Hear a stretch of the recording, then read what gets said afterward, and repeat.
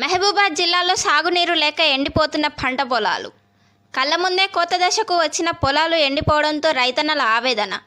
నర్సింహులపేట మండలం జయపురం, ముంగిమడుగు, రామనగూడెం గ్రామాల పరిధిలో సాగునీరు లేక ఎండిపోతున్న పంటలు. ఎండిపోతున్న పంటలను కాపాడుకునేందుకు అష్టకష్టాలు పడుతున్న రైతులు.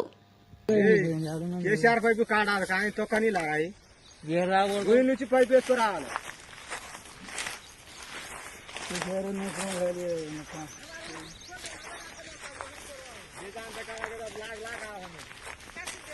ये बात कौन है दला खवा दो नहीं का 1 रुपया आ रही है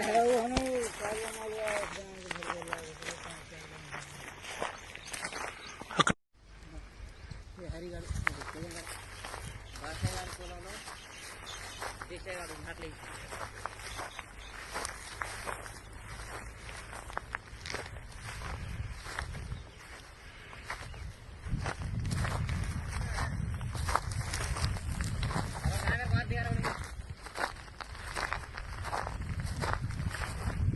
Front 4x4 NT4 న్యూస్ చూస్తూనే ఉండండి.